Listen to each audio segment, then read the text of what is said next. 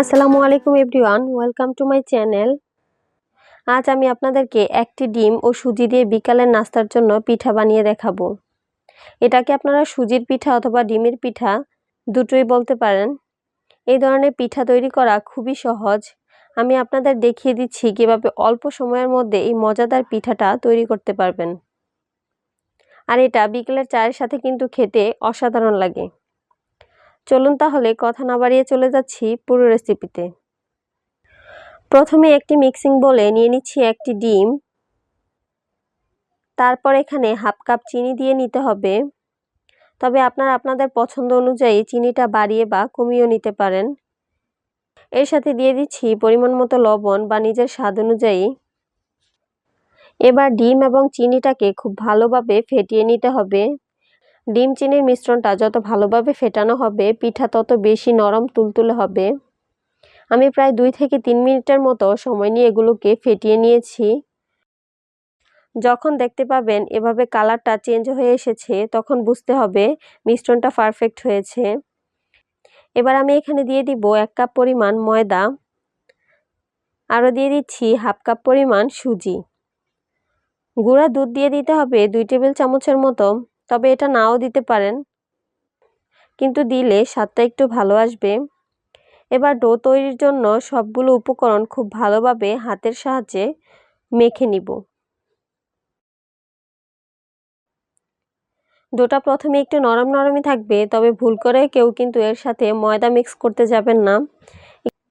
একটু সময় নিয়ে মথে দেখতে পারবেন ডোটা অটোমেটিক্যালি পারফেক্ট হয়ে গেছে। ইতিমধ্যে আমার এখানে ডোটা ঠিকঠাক তৈরি হয়ে গেছে। এবার পিঠা তৈরির জন্য আমি হাতে সামান্য তেল মেখে নিয়েছি। এবার হাতের তালুতে কিছুটা পরিমাণ ডো নিয়ে নিজের পছন্দ মতো লম্বা শেপ করে পিঠাগুলোকে তৈরি করে নিচ্ছি। তবে আপনারা চাইলে আপনাদের পছন্দ মতো গোল লম্বা যে কোনো শেপে তৈরি করতে পারেন। ছোট কিংবা বড় যে কোনো সাইজে তৈরি করতে পারেন, তাতে স্বাদের কোনো পরিবর্তন হবে না। আপনারা আপনাদের পছন্দ মতোই তৈরি করতে পারবেন। আমার সবগুলো পিঠা এভাবে তৈরি করার কাজ শেষ হয়ে গেছে। এবার আমি এগুলোকে ভাজতে চলে যাব। এখন একটা প্যানে পরিমাণ মতো তেল দিয়ে চুলায় বসিয়ে দিয়েছি। যখন কিছুটা গরম হয়ে আসবে তখন আমি পিঠাগুলো পর্যায়ক্রমে প্যানের গরম তেলে দিয়ে দিচ্ছি। একে একে সবগুলো পিঠা দেওয়ার পর চুলার তাপটা মাঝামাঝি পর্যায়ে রেখে পিঠাগুলো ভেজে নিতে হবে। তবে অতিরিক্ত তাপে পিঠাগুলো ভাজা যাবে না, তাহলে উপর থেকে অনেকটা পুড়ে যাবে আর ভেতর থেকে কাঁচা রয়ে যাবে।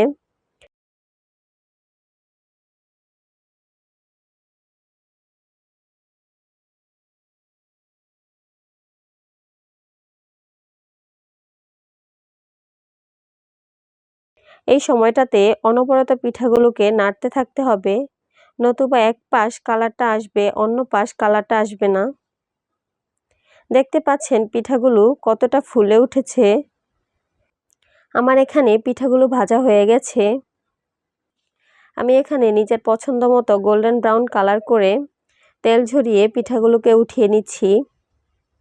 তো দেখতেই পেলেন খুব অল্প কিছু উপকরণে এবং খুব অল্প সময়ে তৈরি হয়ে গেল সুস্বাদু ডিমের পিঠা বা সুজির পিঠা। ঝটপট এই নাস্তার রেসিপিটি আপনাদের কাছে কেমন লেগেছে অবশ্যই কমেন্টস করে জানাবেন। আর ভালো লাগলে একটি লাইক দিবেন আর আমার চ্যানেলটি সাবস্ক্রাইব করে পাশে থাকবেন। আর অবশ্যই পাশে থাকা বেল আইকনে ক্লিক করে রাখবেন আমার পরবর্তী ভিডিও নোটিফিকেশন সবার আগে পাওয়ার জন্য। আজকে এই পর্যন্তই। সবাই ভালো থাকবেন। আল্লাহ হাফেজ।